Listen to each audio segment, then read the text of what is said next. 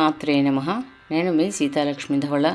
మనకి భగవద్గీత ప్రతిరోజు ఒక అధ్యాయమైన ఒక శ్లోకమైన చదువుకుంటే మనకి మంచిదని పెద్దలు పండితులు చెప్పారు.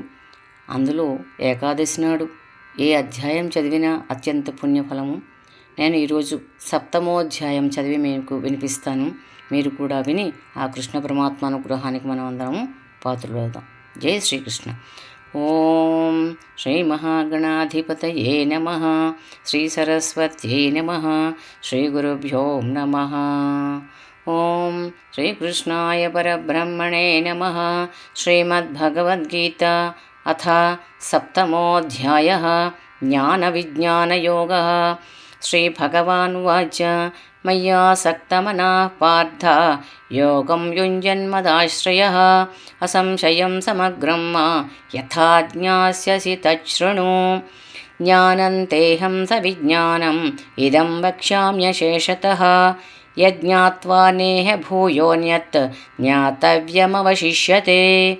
మనుష్యాణాం సహస్రేషు కచ్చిద్యతతి సిద్ధయే యతతామపి సిద్ధానాం కచ్చిన్మాం వేతి తత్వతః. భూమిరాపో నలో వాయుః ఖం మనో బుద్ధిరేవ చ. అహంకార ఇతీయం మే భిన్నా ప్రకృతిరష్టధా. అపరేయమితం స్త్వన్యాం ప్రకృతిం విద్ధి మే పరాం. జీవభూతాం మహాబాహో యయేదం ధార్యతే జగత్. ఏతద్యోనీని భూతాని సర్వాణీత్యుపధారయ. అహం కృష్ణస్య జగతః ప్రభవః ప్రళయస్తథా. మత్తః పరతరం నాన్యంత్ కించిదస్తి ధనంజయ. మయి సర్వమిదం ప్రోతం సూత్రే మణిగణా ఇవ. పుణ్యో రసోహమప్సు కౌంతేయ ప్రభాస్మి శశి సూర్యయోః. రసోహమప్సు కౌంతేయ ప్రభాస్మి శశి సూర్యయోః. ప్రణవః సర్వవేదేషు శబ్దః కే పౌరుషం ఋషు. పుణ్యో గంధః పృథ్వ్యాञ्च తేజస్సాస్మి విభావసౌ. జీవనం సర్వభూతేషు తపశ్చాస్మి తపస్విషు. బీజమాం సర్వభూతానాం విద్ధి పార్థ సనాతనం. బుద్ధిర్బుద్ధిమతామస్మి తేజస్తేజస్వినామహం. బలం బలవతాం చాహం కామరాగవివర్జితం. ధర్మావిరుద్ధో భూతేషు కామోస్మి భరతర్షభ.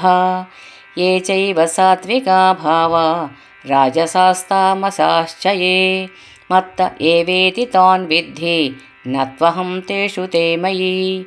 తిభిర్గుణమయైర్భావైః ఏభిः సర్వమిదం జగత్. మోహితం నాభిజానాతి మామేభ్యః పరమవ్యయం. దైవీ శేషా గుణమయీ మమ మాయా దురత్యయా. మామేవ యే ప్రపద్యంతి మాయామేతాం తరంతి తే.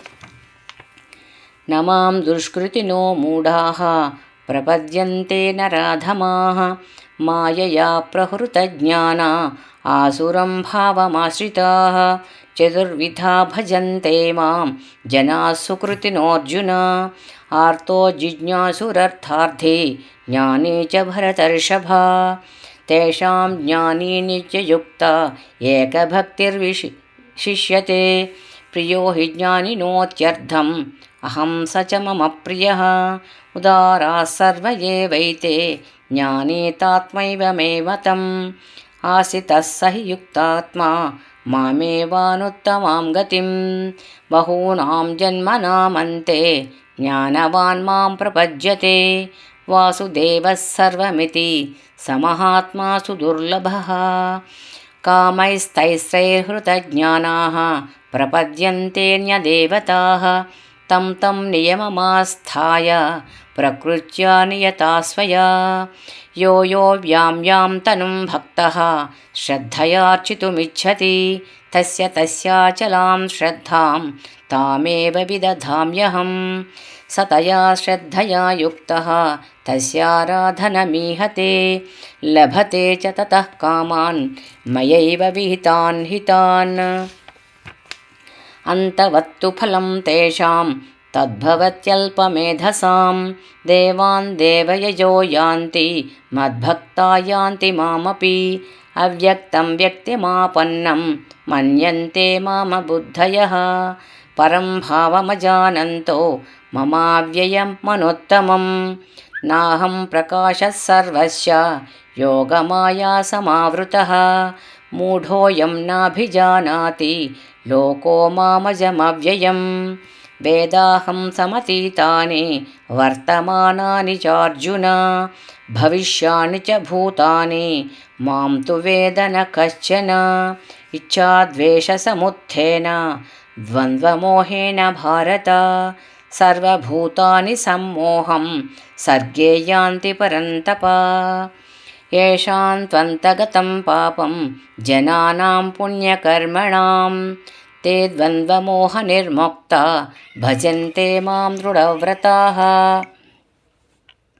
జరామరణమోక్షాయ మామశ్రిత్య యతంతి యే తే బ్రహ్మ తద్విదుః కృష్ణం అధ్యాత్మం కర్మ చాఖిలం సాధిభూతాదిదైవం మా సాధియజ్ఞం చ యే విదుః ప్రయాణకాలేపి చ మాం తే విదుర్యుక్తచేతసః ఓం తత్సదితి శ్రీమద్భగవద్గీతాసు ఉపనిషత్సు బ్రహ్మ విద్యాయాం యోగశాస్త్రే శ్రీకృష్ణార్జున సంవాదే జ్ఞాన విజ్ఞాన యోగో నామ సప్తమోऽధ్యాయः సర్వధర్మాన్ పరిత్యజ్య మామేకం శరణం వ్రజ అహం త్వా సర్వపాపేభ్యః మోక్షయిష్యామి మా శుచః. ఓం తత్సత్ సర్వం శ్రీకృష్ణార్పణమస్తు. దండి ఈ చదివే విధానము ఈ అధ్యాయము మీకు నచ్చినట్లయితే లైక్ చేయండి, షేర్ చేయండి. జై శ్రీకృష్ణ అని మీ తాలూకా కామెంట్స్ పెట్టండి. హరే కృష్ణ. జై శ్రీకృష్ణ అండి.